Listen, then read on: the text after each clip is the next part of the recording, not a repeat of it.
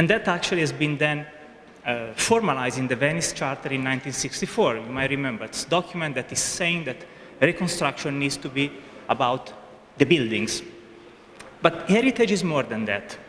There is a multidimensional nature of urban heritage, and especially when we change the scale, we are not only talking about buildings, but city, that needs to be considered.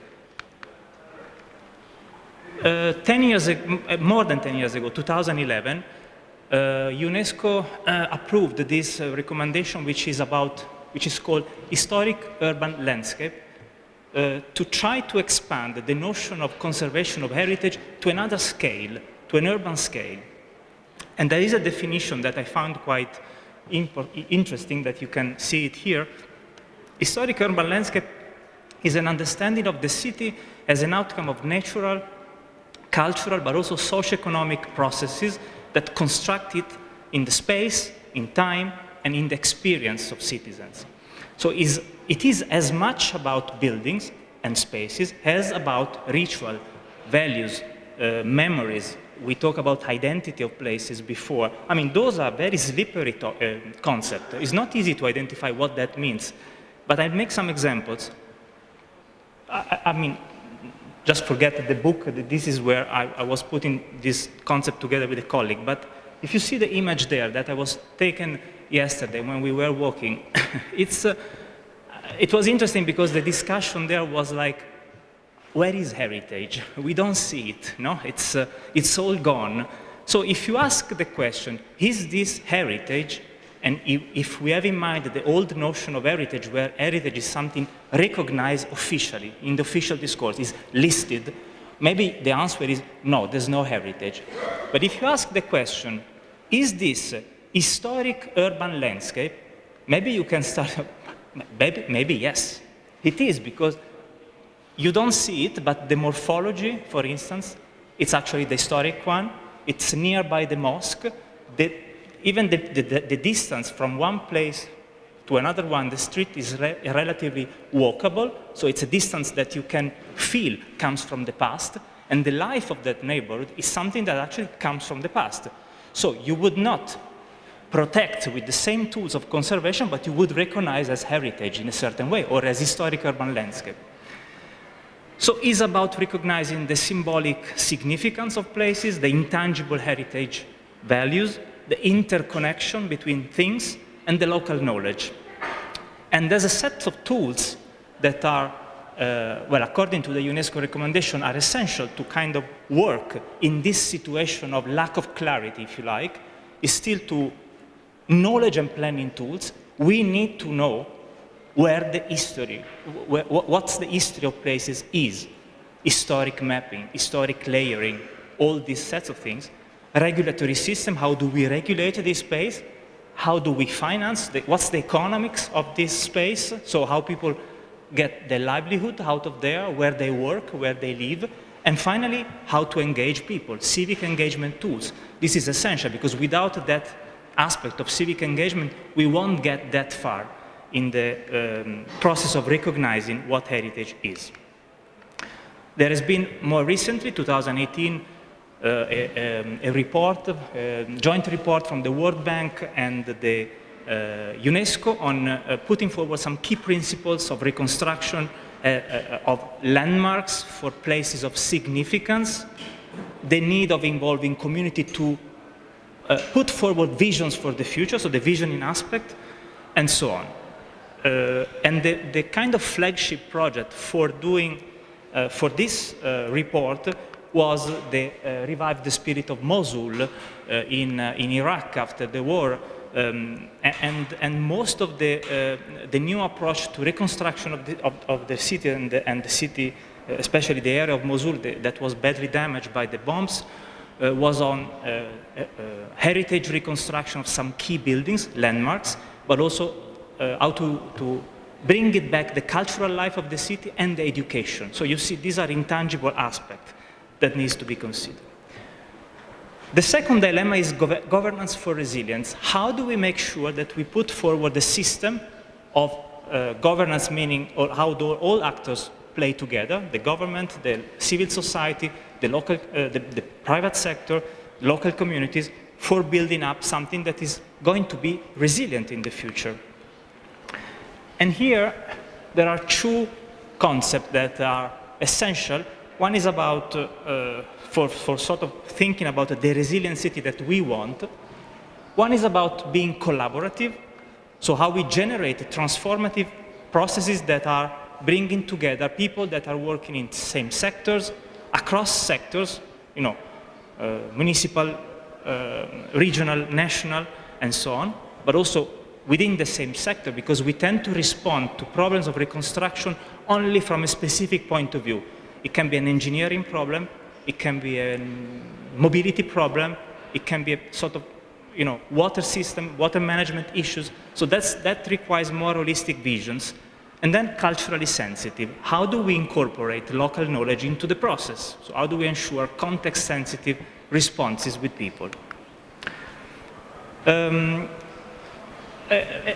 concept which I think can be useful is to think about resilience not only as being capable to absorb the shock and stresses, as I was mentioning at the beginning, but as a system, as some scholars said, that is capable to bounce back not to the previous point, but to something that has evolved, transformed, adapted, so that the output of our intervention is something new. That's fundamental. Even in the process of reconstruction, regeneration, and conservation, we need to create something new.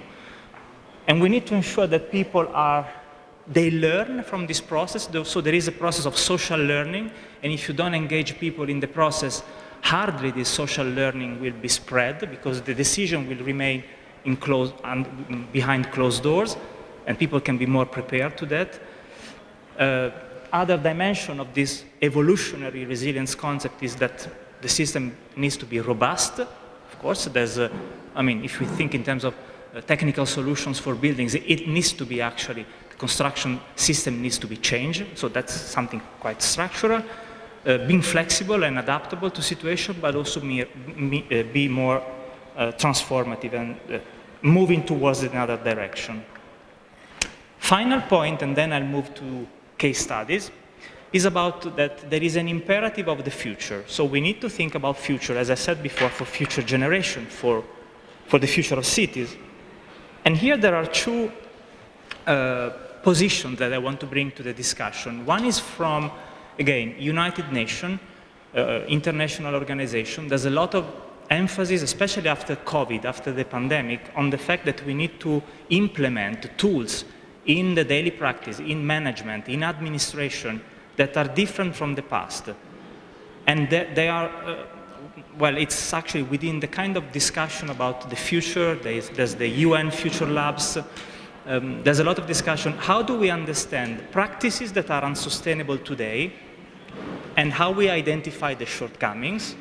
I suppose this morning it was a nice, interesting session to start discussing what are the things that might not work, how we can put some new ideas forward.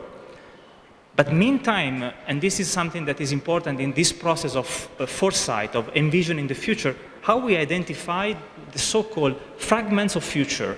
So there are elements in the system, and we have seen it yesterday. We have seen, and I know that, I'm sure that you know very well, something that is already working quite well, maybe at a small scale, at the scale of communities, at the scale of ways in which the administration operates, at the level of how the Chamber of Architects is trying to take leadership on this process, how we can make sure that now is a small things, is a fragments of future, can become the system after, so can be expanded after all.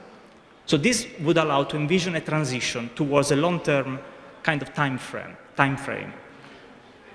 There is another more academic position, which I found very of inspiration in a certain way, is that, and that's, I quote Harvey, 1993, there is today a sclerosis of imagination. We are really scared about imagining the future, how this can be, because we are always stuck in the routine of trying to find solutions to problems. But in doing that, we are incapable to find long-term reaction. So the challenge would be to unmade what does not work today and try to envision the so-called, the not yet future in the everyday practices of our cities. And I think in this sense it's very important not only to work and to look at what's happening in the main areas, so there are, downtown is being regenerated and so on, but there's a lot of areas in between where there's a lot of innovation taking place, where actually we have seen projects of students and so on. There's a lot of potential ideas that can emerge in the interstices of cities. To try to develop what, and that's the hope for the future, an ethic of care of places, people, and nature. And that's, of course, something that is essential for resilience in the future. Now, I'll stop with the theory now, and I want to go to case studies, so to see how this applies to the reality by bringing you through a kind of series of cases that I had the chance to either experience directly or to learn due to my work. From Italy to Azerbaijan, China, and Brazil, the last project I was involved in a post-flooding project just last month, so I have some preliminary findings. So let's see how to, but I start from my country because I think it's always good to locate your own experience from where you're from. By mentioning this example, I don't know how famous is or how well known is the earthquake that struck L'Aquila in 2009. So we are talking about already almost, well, less than 20 years ago, but it's been a while now. 6 April 2009. An earthquake of 6.3 magnitude hit the city of L'Aquila. Is one of the largest historic city center, L'Aquila, the city of L'Aquila in the center of Italy. Of course, the scale of the earthquake is not comparable to the scale of the earthquake here. There were 308 casualties, 67,000 homeless people, 30,000 buildings were damaged. The historic city center was badly damaged. You can see here the dome of the main church in the picture there collapsed. But there has been also, let's say, most of the damage was both in the historic city center, so old structures, but also in especially those buildings that were built from the 60s to the 80s in the phase of the economic boom of the country, where basically we were building buildings quite rapidly and without stringent building regulations.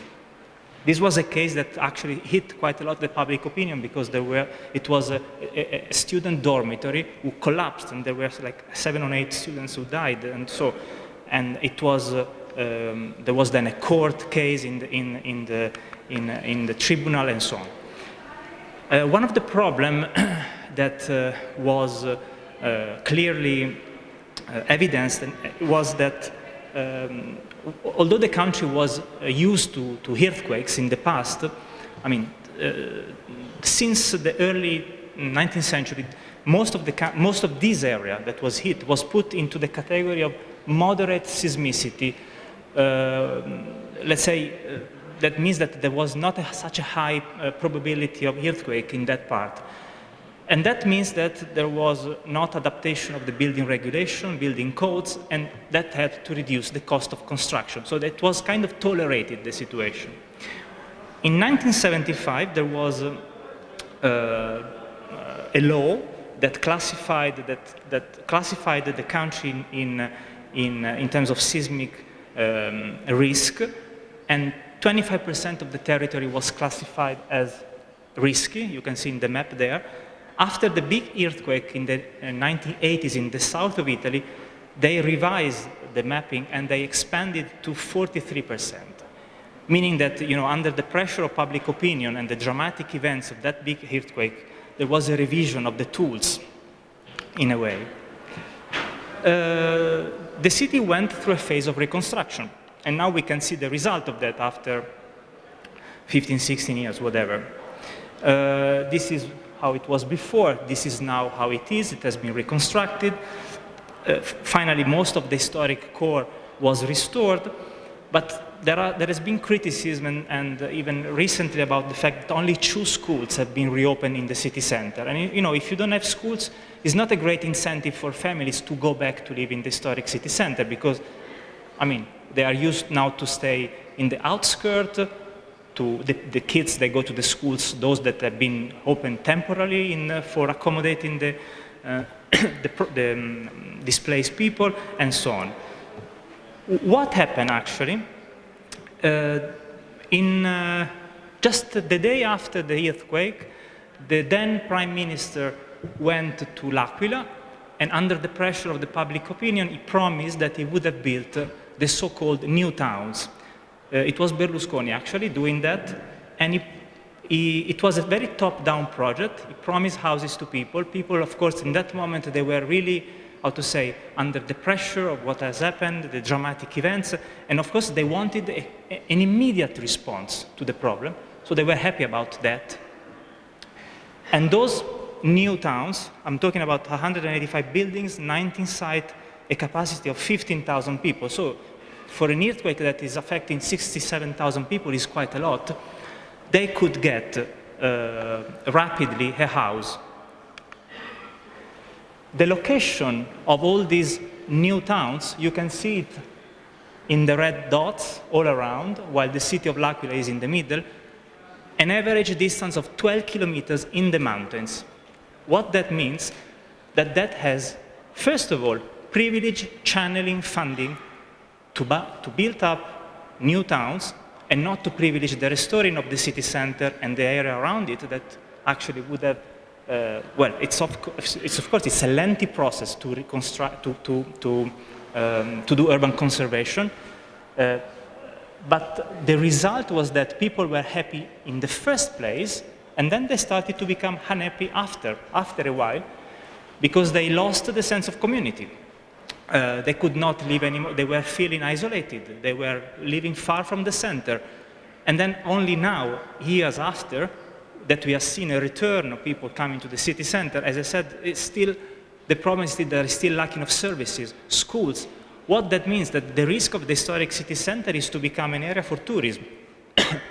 Some houses have been reopened, of course, restored. You might have Airbnb, so the city might come back to flourish again. But is this a city with a community? I'm not sure. So you need to be very careful about how you manage this in a certain way, because what you actually put forward at the very beginning have a very lasting impact in the years to come. So that's the learning from Italy. And now I want to show instead a case that very famous in China, the earthquake of Sichuan that happened very close to 1 year earlier than the earthquake in Italy. And the scale, the magnitude of the earthquake is completely different. Here we are talking about 87,000 people dying in this, 4,800,000 people left homeless, so it's a huge amount of people in comparison to the other one. I think it's, in terms of, I mean, it's even way higher than what's happening here, actually. And was one of the strongest earthquakes in China since the 50s. This is the area of the epicenter. It was near the city of Chengdu, which is a major megalopolis in China. That area, the Wenchuan County, was the epicenter. Some cities were completely destroyed, including this one, Beichuan County level town. It's a kind of medium-sized city, entirely destroyed. And plus, it's a historic, it's a UNESCO heritage site, so there has been damage in museum, cultural relics, and so on and so forth, as you can see from these images. Now, this Chinese system was, let's say, on one hand, when you're facing such big disaster, you need to give responses that are quick and rapid to people. And so one of the responses, especially for Beichuan town, was to rebuild a complete new town from scratch, 23 kilometers away from where the earthquake hit, really. And that was the city most affected. And it's an entirely new town. It's it's functioning as a city as a whole, so it's not a satellite city in itself. So that was a decision from the central government. And on the other hand, there has been a series of other experiences. So the experience of China is very diversified, if you like, with townships that have been regenerated, maybe in the longer term, but relatively rapidly. So this is an example of in situ culture-led reconstruction. So reconstructing using the same footprint of the township, but let's say also regenerating the environment. And then a few years later, there has been a sort of popping up of a number of different experiences that are more sort of community-led, community-driven. For instance, this is architecture practice working with communities for rehousing 350 people, using like local material, much more resilience to earthquake, and it was a project of community engagement with self-construction. So you see the variety of different approaches that are taking place. Now, my question was that how can we explain this diversity, let's say, of experiences, and it is successful or not? If you read some of the report from the World Bank, they said this actually was a successful model. Why China got it right to rebuild after the Sichuan earthquake? So they were praising for the impressive recovery after that.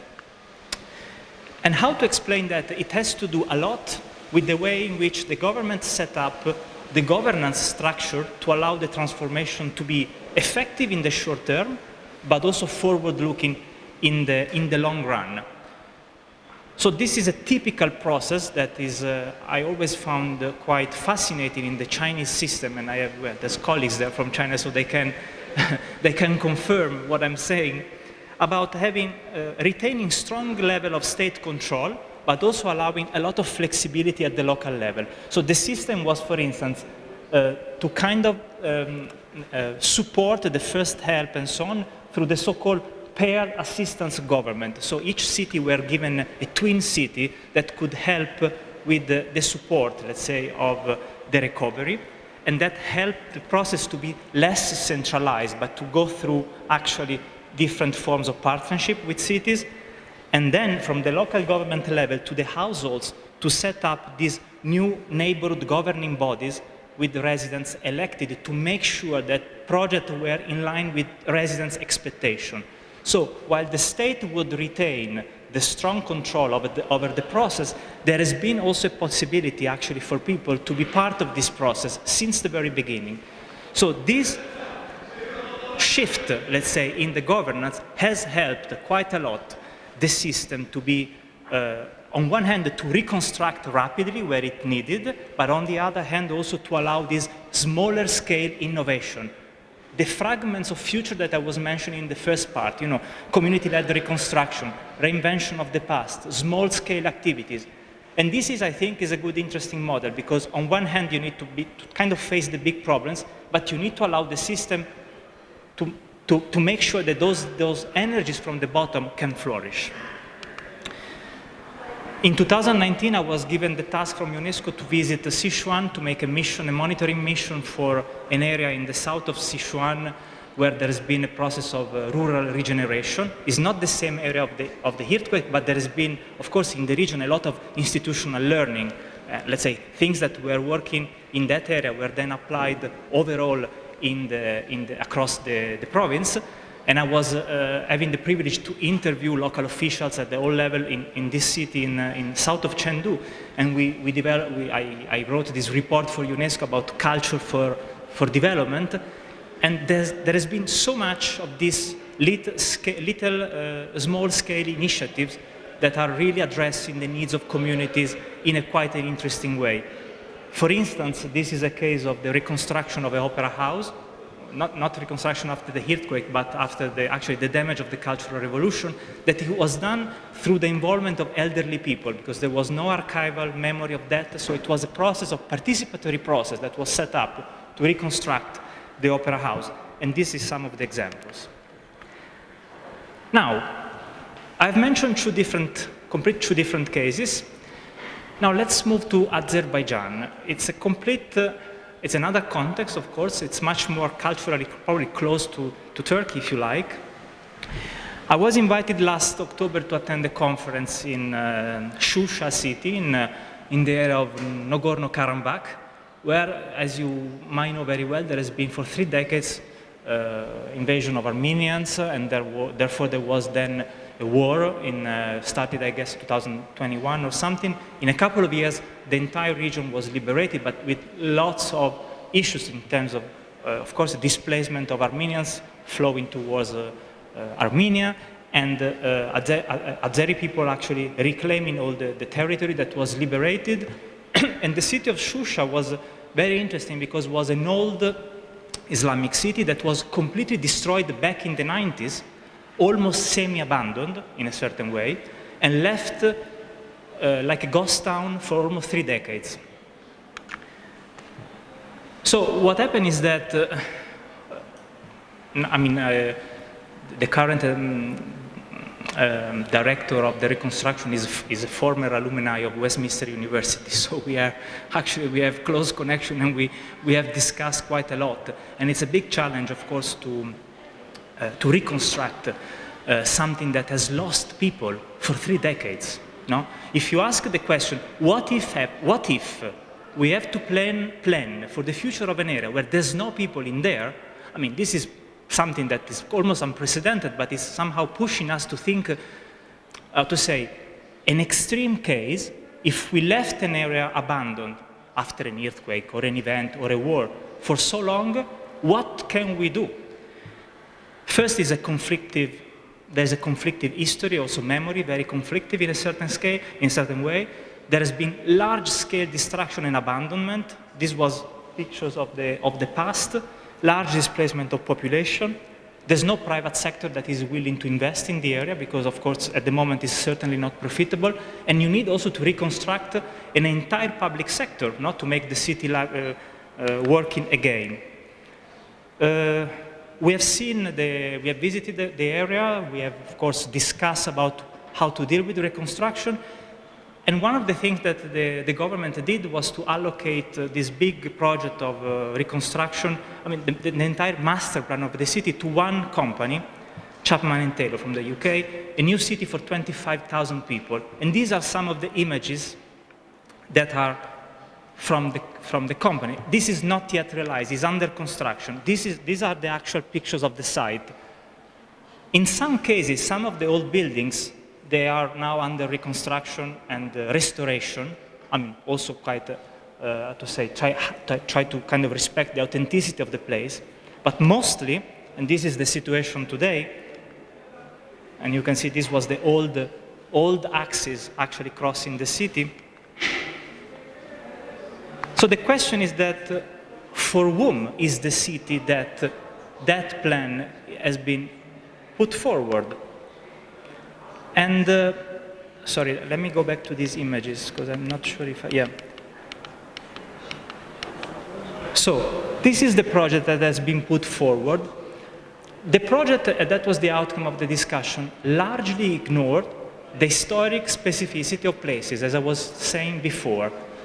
There is lack of understanding of the old traces, of the old roads, of where actually the old buildings were located, how the city was working together.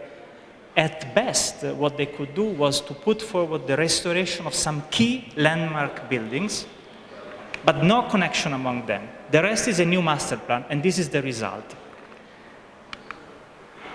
The problem is that what is the risk of this? The risk of this is that you put forward a plan that is somehow abstract from the existing condition, with the hope that you will get back an economy of the city, but you are targeting something that is purely pro-profit to a certain extent. It's just to make the business start again.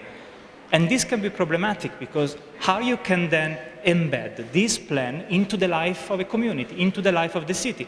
And by the way, there are people that are now, after 3 decades, they are coming back from Baku to Shusha because they have lost the properties back then, and now they are reclaiming. So in reality, there is also people that is coming back. So how you address that? Is that the right answer? there's a question mark. Of course, it's such an extreme situation that it's hard to say whether it's the wrong or right response. What I know for sure, and that is what, for me, that I'm always trying to identify the fragments of future in places, is that there is a new generation of architects that are now rebuilding the public sector, and the local chamber of architects, if you like, they are actually coming from Baku. They decided to spend their youth in a certain way in this city for the reconstruction. There's a lot of energy to a certain extent, and they are mediating between the private sector kind of led development, the government, and the initial kind of community that is coming back. They are key to mediate and to try to embed this project into the reality. So I think that, and this is also a message, if you like, that the community of professionals can really play a big role, especially when communities are not yet involved or are not even there, as in this case. Now, I'm moving, I don't know how much time do I have, but I'm moving towards my last case. So, this is something that it's a project, it's a funded project. So we applied as university with a local university in Brazil, and it was, let's say, in response to the big floods that happened in Rio Grande do Sul, in the very south of the country, last May 2024. We got the grant in the summer, so it was really timing, because actually it's very hard sometimes to start a project just immediately after such an event. And we had the chance to visit, to do the first field work in last March. So I'm talking about 1.5 months ago. This is the location, some of the picture of the city, Caxias do Sul, which is located on top of the mountains. But this is the area, and you can see it from the map. So the floods actually was involving, I mean, heavy rain happened over a couple of days. Obviously, we need to be kind of aware that increasingly we will sort of expect even climate events to be of such a scale that the disaster maybe is not comparable to an earthquake, but the damage can be quite high. So the rain was affecting especially the mountain regions for 2 days, with the result that in the valley, most of the cities, especially the capital city, Rio Grande, was completely underwater, and it lasted for almost 1 month, under 1.5 meters of water, meaning that there was a huge displacement of people. I have here some pictures. Huge displacement of people from the low-lying land towards the kind of more hilly area. And instead, yeah, here on the green areas that you can see, this is more mountain areas. There has been landslides, lots of landslides, so that the nature could not actually stop landslides, despite there's quite a lot of forest there. So if you now go by car all along this region, you can see all these landslides affecting, and in some cases very nearby the built environment, so the settlements. There has been casualties there, so obviously there's a problem of, how to say, lots of buildings were built in a sort of informally legal way, or kind of ignoring the regulations, or in risk areas. So, you need to deal with also behaviors of people that it can have actually a real impact in their livelihood, in their life even, when such event happen. So for instance, those houses that you can see like near the landslides now, they are empty, people left, and so on. So the goal of the project was that, so first of all, what was the problem in that situation? What actually created, well, on one hand you can say you can't do much because it's a climate disaster, we cannot predict, but that's also with the earthquake, you cannot do much, no? But actually you can do a lot to try to prevent, to be prepared, or to kind of trying to be more resilient for the future. First of all, one of the problems is that there was a kind of lack of collaboration between the government, the public sector, and the communities in a certain way. And also lack of understanding of where the real risks are, so that people were building in high-risk areas to a certain extent, and the government would close one eye on that, plus a mistrust between the two. So in that situation, we actually got the funding to do work about sort of co-designing with the local authorities and local communities a sort of a plan for resilience, no? Something like a recovery measures, if you like, that was that no one could do it, and because of that mistrust at the moment. So universities, and here again is, and I'm pleased to see how much universities in this case are involved, can really fill the gap between the government and the communities and the civil society. And the whole idea was to come there to kind of test some tools for engagement of different stakeholders and thinking together, what is the future that you want? What are the problems that you are having? How we can envision together, let's say, an alternative kind of future, and how we can engage communities in this process. So we did all of these three things: talking with government, talking with business sector, talking with communities. There has been a series of workshops. This was with the local authority. Caxias do Sul is a city of 400,000 people. 40 people from local authorities came, meaning that actually they were very keen to kind of think about, to tell the problems. So we basically sat there and sort of asked, what is not working today? What do you see that might potentially be working in the future? And how you can move, what can be the transition towards a more desirable future? And there has been so much learning, actually, from the local people, from the local authorities, of things that are not working. Fine, we know more or less. Lack of contingency plan, lack of funding, all of that, but lots of initiatives that they highlighted as very interesting and that can be used to replicate in the future. Just make an example, for instance, they were highlighting how the communities, they were self-organizing themselves during the floods in a way to create a common kitchen for the communities so that people could cook food for the communities in a way. And so they said, we need to find a protocol, a way in which once we have this emergency, we can identify spots where this can happen, so we can be more prepared for that. There's obviously a lot of lack of preparedness in this situation. And the most, of course, tense moment is when we were to the community. We work with communities in this town called Gallopolis. Again, we sat together and we asked people to go through their own problems. So first of all, this is another thing that, I mean, as architects and planners, we are not used to talk with people, especially to get to know their emotions, because there is an emotional aspect to take into consideration. I mean, you can't ignore that you are dealing with someone that has been affected by something. Some people maybe potentially relatives or people, friends, they passed away. But on the other hand, they want a moment to express their needs, to express their voice. And that was actually what we did. So we went through a round. We asked people to put their notes, and it was a moment of revealing issues and problems. This was part of the workshop, and then we asked people to do a mapping exercise. Can you map? Can you put dots in the map of where you think the risks are, where you think, on the other hand, the opportunities for your future will be? And so people started to talk to each other and put those dots in the map. And this is the mapping exercise that we did. And interestingly, again, most of the discussion that we were supposed to deal with the climate resilience and, river management and landslides was revolving around heritage, sense of identity, sense of belonging, memories and identity of places, if you like.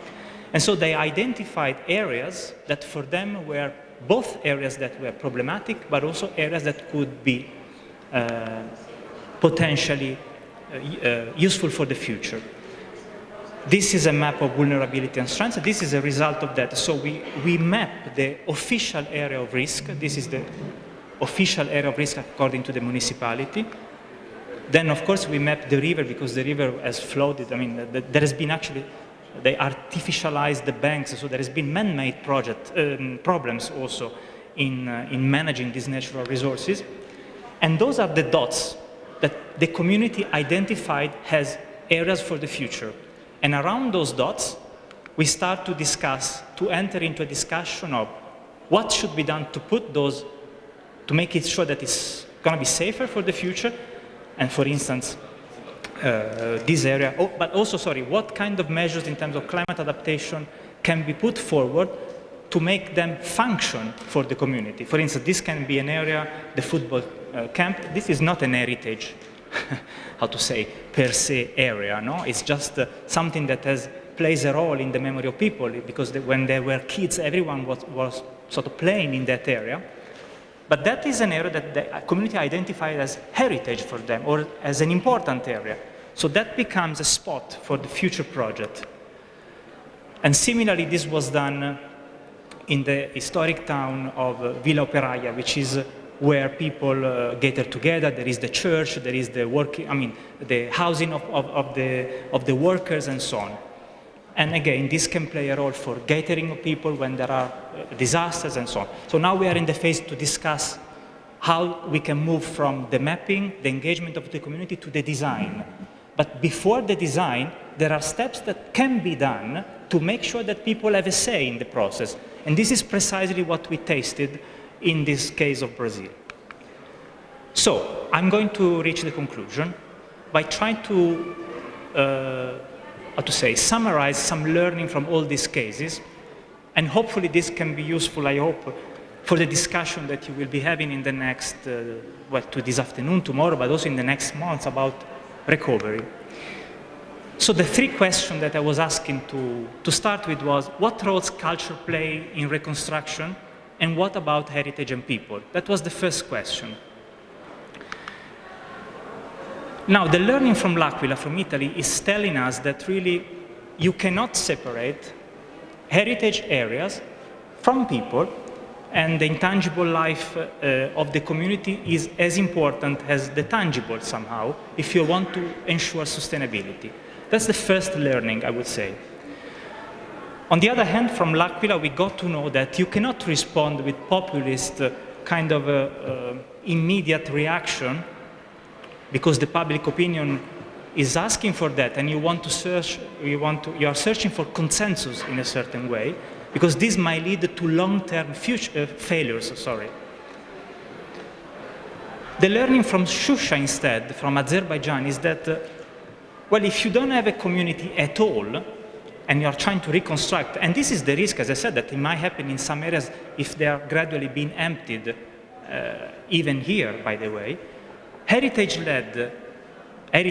design-led reconstruction might lead to over-exploitation of resources, because at the end of the day, that area becomes only an area for commercialization, maybe for tourist purposes, maybe for other purposes, but certainly not for the life of the city. So you need to be careful about trying to keep as much as possible people where they are in order to ensure better outcome later. And from Rio Grande, from Brazil, we learned that instead heritage is something that can mobilize the interest of people to come together. So it's actually that nerve that actually you can use and touch, because that can anchor their, let's say, way of thinking to long-term change. Second question, how do we include then communities in the process, and why, and whether this fits into the overall strategy? I think that from China we have learned that even if we are facing large-scale displacement of people, there is always scope, and this is something that the local authority can and should do, to innovate governance, to rethink processes so that inclusionary practice can be set up in the very first place, so you can mix pragmatism to imagination. This is what we really need, to be pragmatic, because there are problems to be solved, but we need to not to renounce to the imagination for the future. And from Brazil, we learned that it's very important to test the way to integrate communities in decision-making, involving a trial and error approach. So we can do mistakes, obviously, it's part of life. And it can be also overwhelming, I say, because I mean, you have to deal with emotional people. And that's something that is important. But community needs to be embedded into this resilience objective for the future. And it's essential to give agency to people, meaning that there is the need to rescale the role of the government. Actually, where it's important to support, but when also is important to give people the right to do it themselves. No? So this is really tricky, but it's important to identify that kind of balance. Finally, how do we reflect on futures? Do we have to think about long-term responses or only short-term? And I think that from Shusha we learn again from Azerbaijan that architect planners, so the chambers of architects in this case, for instance, and key members of the civil society can play a role, medium between government and society. So there is a process of negotiation that can be very helpful. From China, that actually minor shift can ensure wider benefit in the long run, and also differentiated approaches, so very diverse approaches. And finally, that from Brazil, we can learn that through participatory approaches framework, we can have short-term easy wins, so something that we can gain in the short term, but then potentially we can imagine sort of spaces of hope, imagination and care that are much more long-term. And so with this, I hope that I have somehow responded to some of the questions in a certain way, and allow me to conclude.